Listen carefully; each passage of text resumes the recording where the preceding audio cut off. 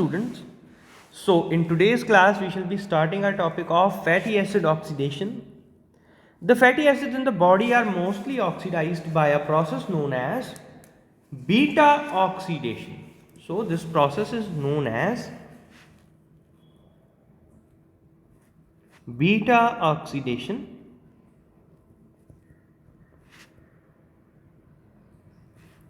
Beta oxidation may be defined as the oxidation of fatty acids on beta carbon. So this is basically a process of oxidation on beta carbon atom. So we shall be learning what is this beta carbon atom on later stages.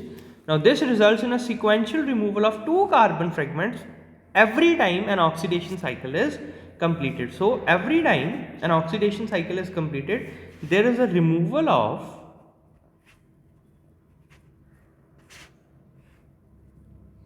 two fragments of carbon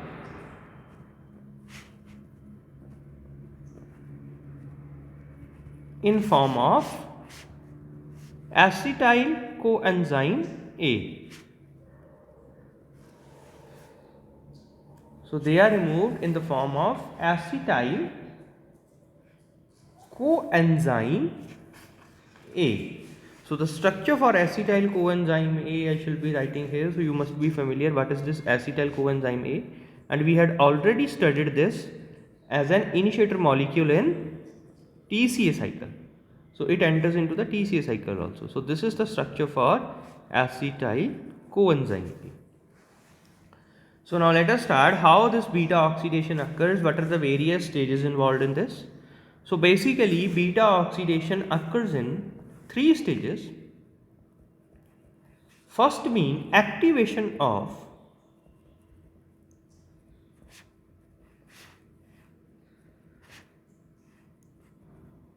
fatty acid. Now first is the activation of fatty acid. Now this occurs in cytosol of the cell. This happens in the cytosol of cell. Now how this activation occurs? Let us start with the general structure of fatty acid. So let us draw this.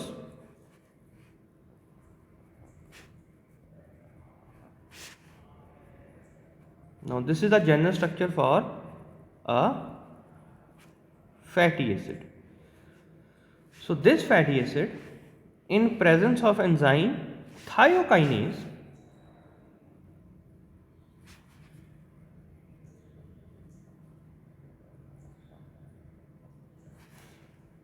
tends to form acyl adenylate molecule. So this tends to form an acyl adenylate molecule. The reaction occurs in two steps and requires an ATP, coenzyme A and magnesium ions. So the ultimate formation is the acyl coenzyme A. So now let us see what happens in the first reaction. There is a formation of acyl adenylate. So just note down the changes in the structure.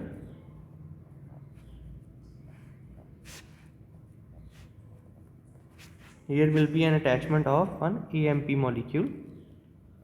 Now this AMP molecule comes from the ATP from here, and pyrophosphates are released down here, and in presence of enzyme pyrophosphatase, so here is enzyme pyrophosphatase,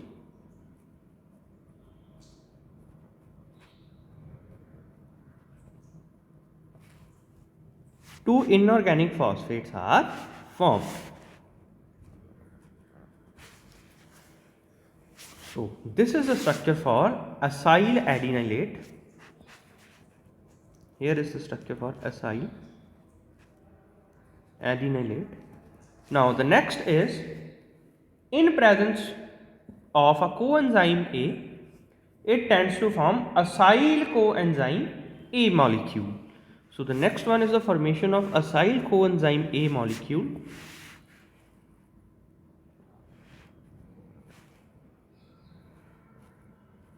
Now this occurs in presence of coenzyme A.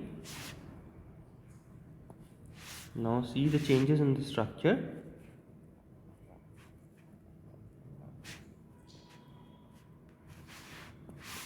here is an attachment of one coenzyme A. So this is the structure for acyl coenzyme A.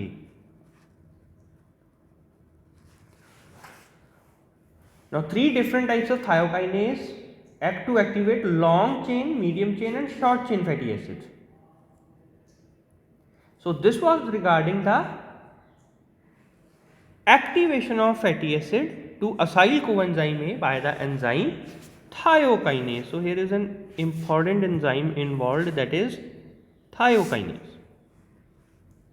Now next is the second stage. This is known as transport of acyl coenzyme A into the mitochondria. Now this is transport of acyl coenzyme A into mitochondria. So the actual site of beta oxidation is the mitochondria. The inner mitochondrial membrane is impermeable to fatty acids. A specialized carnitine carrier system or a carnitine shuttle operates to transport the activated fatty acids from cytosol into the mitochondria. So here we shall be learning about a special type of system known as carnitine shuttle.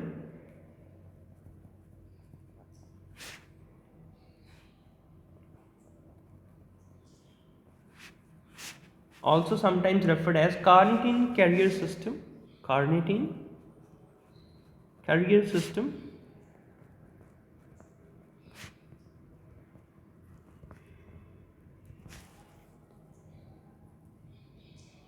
Now this occurs in 4 steps. Now this reaction is occurring in 4 steps. The first step here is the acyl group of acyl coenzyme A is transferred to carnitine. So this is the acyl group of acyl coenzyme A is transferred to carnitine.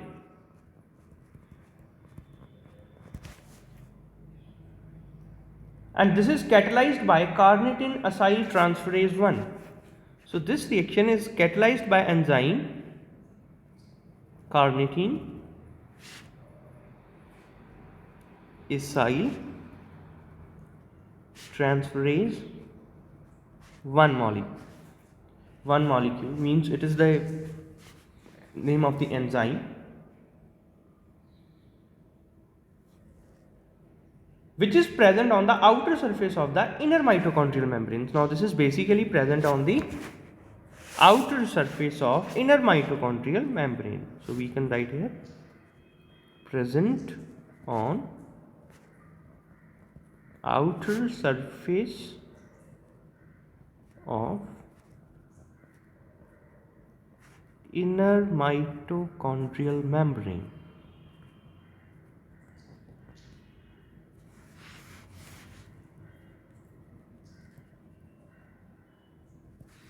Now the next step is the acyl carnitine is transported across the membrane to mitochondrial matrix. So this is the transport of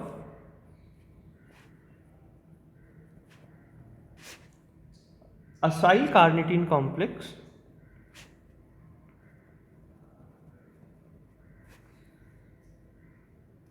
into mitochondrial matrix.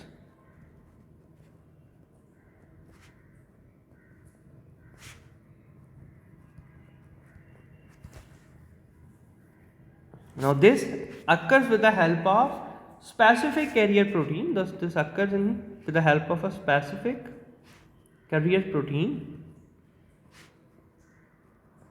in the intermembrane space of the mitochondrial membrane. The next is the third step, that is conversion of acyl carnitine to acyl coenzyme A. Now this is conversion of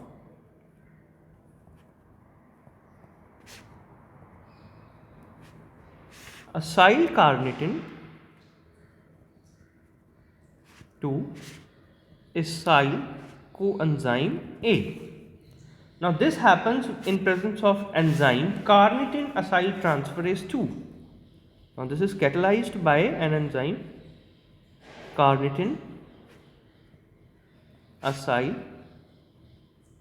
transferase 2. Now see here, this is the one and this is the second, which is found on the inner surface of inner mitochondrial membrane. The carnitin acyl transferase 1 was present on the outer surface of the inner mitochondrial membrane, whereas carnitin acyl transferase 2 is present on inner surface of inner mitochondrial membrane.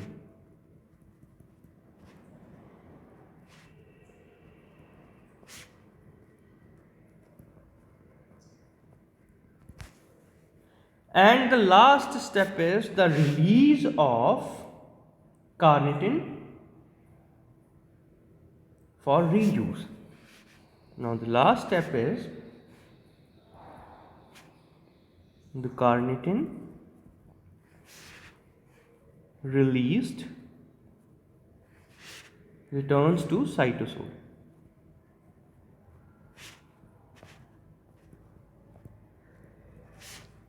for its reuse. So the next molecule of fatty acid will be transported by the same mechanism. So this was regarding the transport of acyl coenzyme A into the mitochondrial matrix. So now let us draw it diagrammatically so that we must be clear how this reaction happens. So first of all, let us draw the structure of acyl coenzyme A.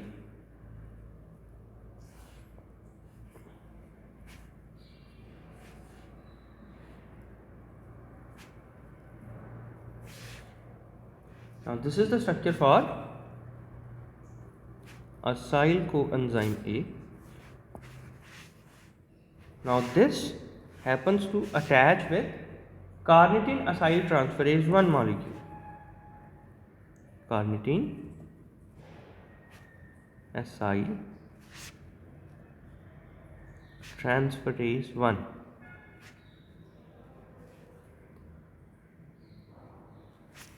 Plus here is an addition of one carnitine also in presence of this enzyme only. So these molecules both bind together, and from this a coenzyme A as such is released out, whereas an acyl carnitine complex is formed. So here is the formation of one acyl carnitine complex.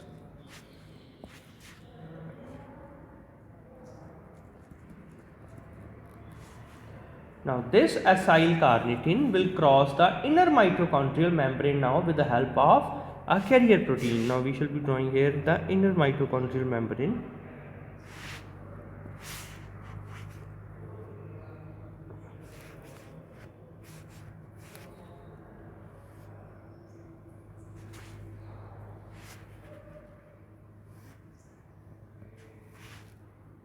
Now this is the inner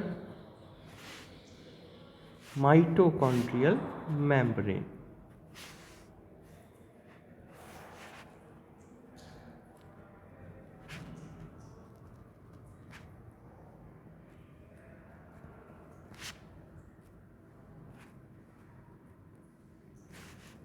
Now here is the presence of one carrier protein also. This is referred to as carrier protein that is embedded in the intermembrane space. So this acyl carnitine complex, we can see here, this acyl carnitine complex is transferred through the carrier protein into the inside of the mitochondria or into the mitochondrial matrix. So now let us draw it again here.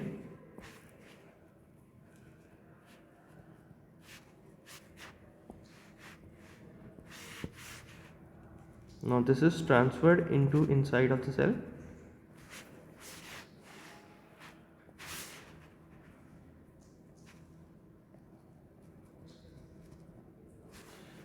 Now, in presence of a second enzyme known as carnitine acyl transferase 2. Now, this is carnitine acyl transferase 2.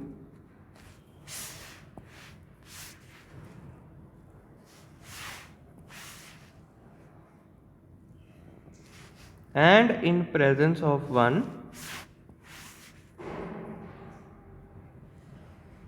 coenzyme ASH, this stands to form back acyl coenzyme A and a carnitine molecule.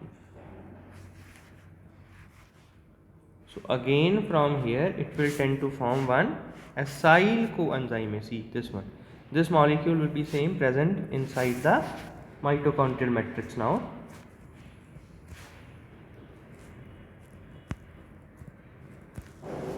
This is acyl coenzyme A, and similarly a carnitine molecule will be released back for its reuse here. Now this is again released back for its reuse. So this is the complete mechanism for transfer of acyl coenzyme A from the cytosol into the mitochondrial matrix.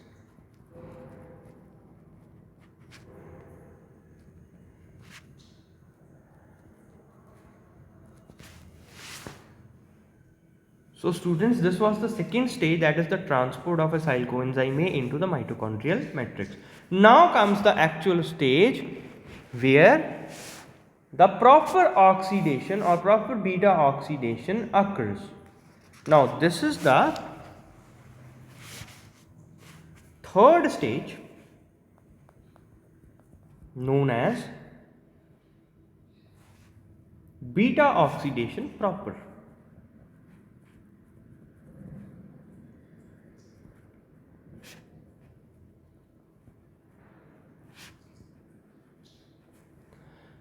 Now each cycle of beta oxidation liberating 2 carbon units of acetyl coenzyme A occurs in a sequence of 4 reactions basically. So we shall be learning it in 4 stages. The first stage is the oxidation. Now the first stage is the oxidation. Now in the oxidation stage, the acyl coenzyme A undergoes dehydrogenation. So this is basically a dehydrogenation of acyl coenzyme A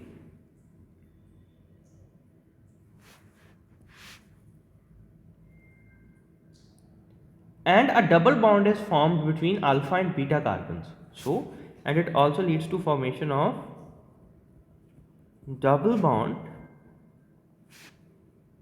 between alpha and beta carbon. So now let us start the reactions at the same time so you can understand how this occurs.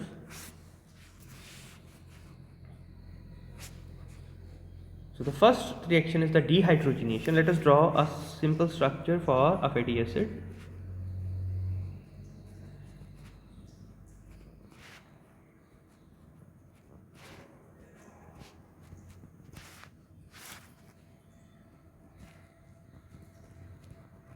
Now this is a common structure for acyl coenzyme A. This is an alpha carbon and this is a beta carbon from the functional group we are deciding. So this is the structure for an acyl coenzyme A. So in the first step, in the presence of enzyme acyl coenzyme A dehydrogenase. So here is the name of enzyme acyl coenzyme A dehydrogenase. It will be forming delta 2 transenol coenzyme A and in presence of one FAD molecule.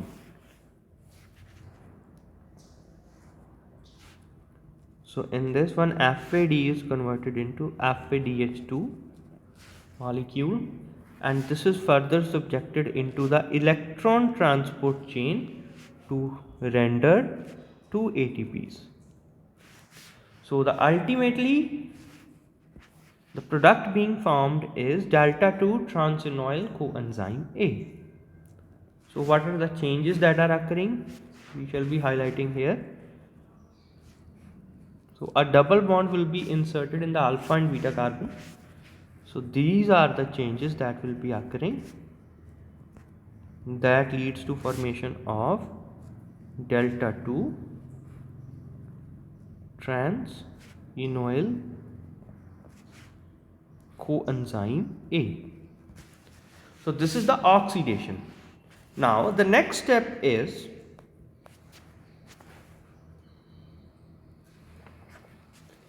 hydration. So this is the hydration. The next step is hydration. So how does the hydration occurs? So it involves the addition of water molecule at alpha and beta carbon, and this leads to addition of one hydrogen at alpha carbon and a hydroxide at beta carbon. So now let us see how this hydration occurs. Now this occurs in presence of enzyme enoyl coenzyme A hydratase. So the name of enzyme is enoyl coenzyme A hydratase, and this occurs by addition of a water molecule. We can see here a water molecule is added, and the enzyme formed and the product formed is beta hydroxyacyl coenzyme A. Now let us see the changes in the structure.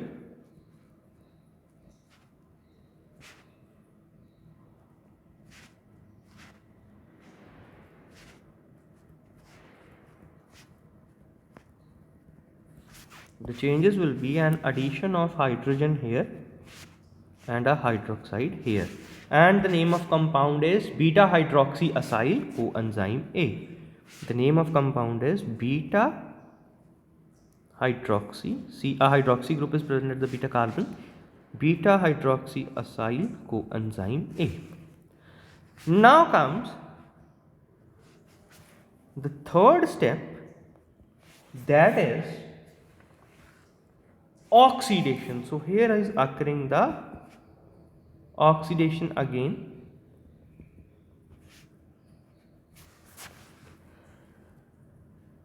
Now this is the second oxidation.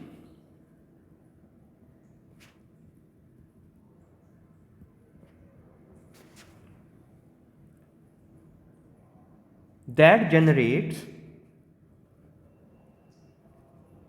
one NADH molecule. The product form is beta ketoacyl coenzyme A. Now let us draw the structure again. How beta hydroxyacyl coenzyme A is oxidized. Now this happens in presence of enzyme beta hydroxyacyl coenzyme A dehydrogenase. So remember students, the name of enzyme is after the reactant that is entering into that particular reaction, beta hydroxyacyl coenzyme A dehydrogenase.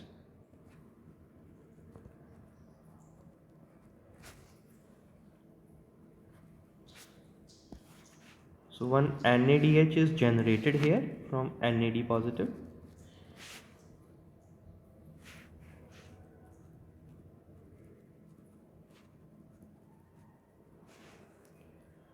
And this NADH is further subjected to electron transport chain that leads to generation of 3 ATPs. We all know NADH is equivalent to 3 ATPs.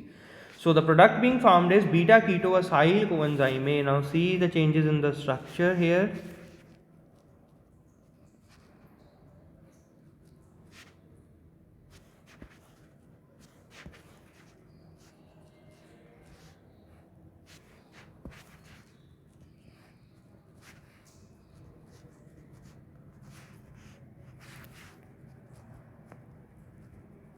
Now this product is beta ketoacyl coenzyme A.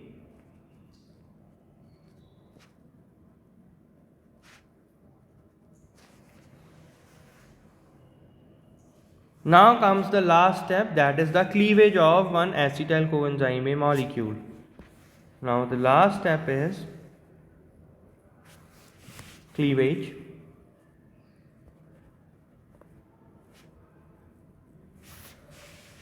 Now the final reaction is beta oxidation.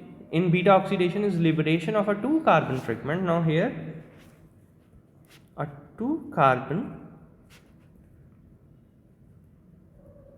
fragment will be liberated in the form of acetyl coenzyme A. So this is simply a cleavage that is happening. Now let us see how this occurs. Now this occurs in presence of enzyme thiolase. So the enzyme involved is thiolase and an addition of one coenzyme A acid. This will be added into this.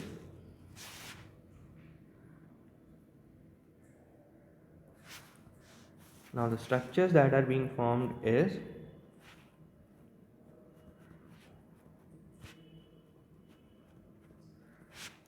this is one acyl coenzyme A, but this is having 2 carbons less than the previous one, the entering acyl coenzyme A. And along with this, an molecule of acetyl coenzyme A will be generated. So this is the 2 carbon fragment that is removed out. This is acetyl coenzyme A, and this acetyl coenzyme A then enters into the TCA cycle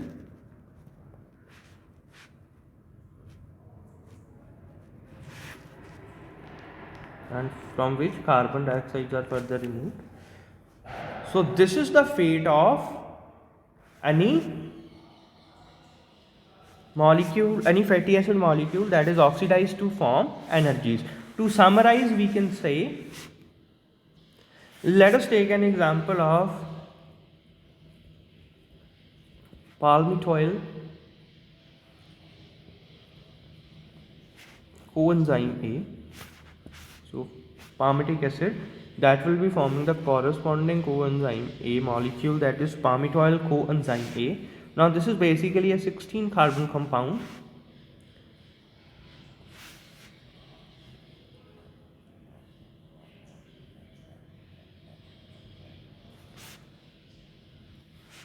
Now ultimately in its complete beta oxidation cycle it will be forming 8 molecules of acetyl coenzyme A in 7 such beta oxidation cycles. Now this is a 2 carbon fragment. So a total of 7 cycles will be there. That leads to formation of a total of 35 ATPs. Now see how these 35 ATPs are being formed. Now 7 NAD plus are converted into 7 NADH molecules, and also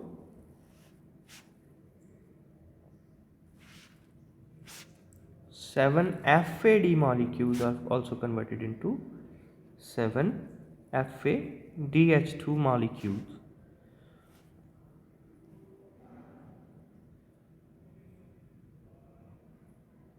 So a total 5 ATPs will be produced through one NADH and FAD molecule if summed up together, and this leads to formation of a total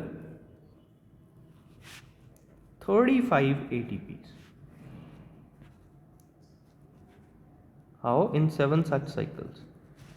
A total of 35 ATPs produced. And these 8 acetyl coenzyme A molecules will be entering into the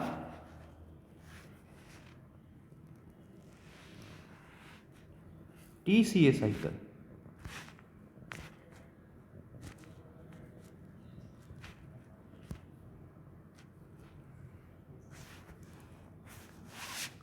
And in every TCA cycle, a total of 12 ATPs are produced, and 8 such molecules will be generating 96 ATPs from 8 such cycles, as 12 ATPs are being produced in each TCA cycle.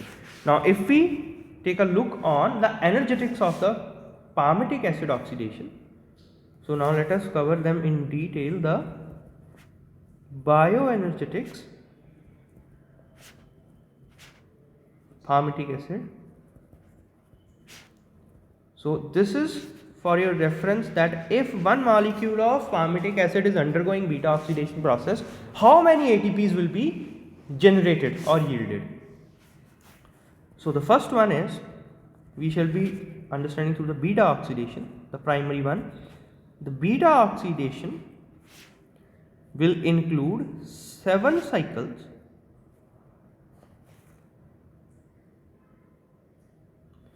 and in these 7 cycles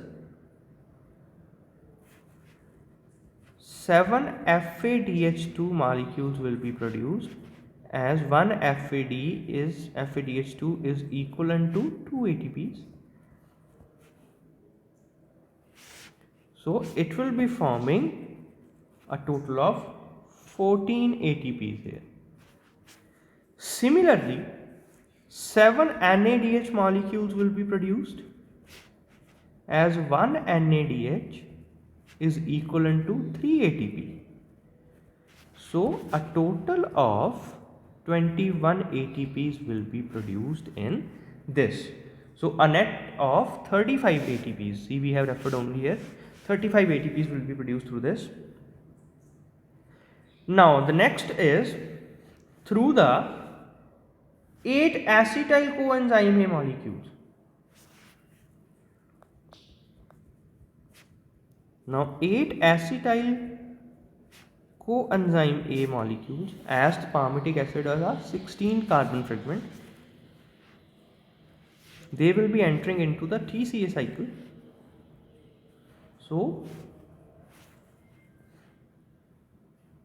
each TCA cycle produces how many ATPs? We all know it produces 12 ATPs per molecule of acetyl coenzyme A. So 8 such molecules will be generating a total of 96 ATPs. So the total energy that is formed, we will add 14, 21 and 96 together. This will be 131 ATPs.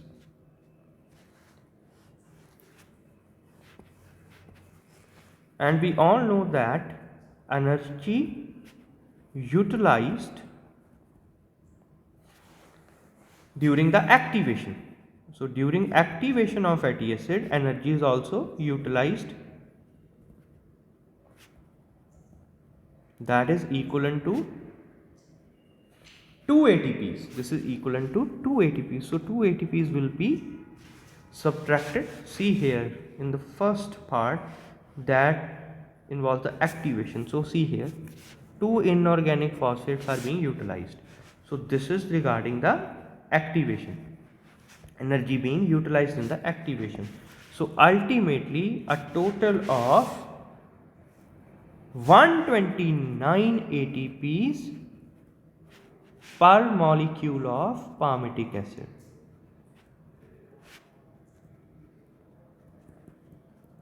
This much energy will be produced. So this is the fate of a fatty acid. So that's why the fatty acids are considered to be a huge source of energy, but this process is really slow than the glycolysis and TCA cycles. So students, this was all regarding the beta oxidation of fatty acids.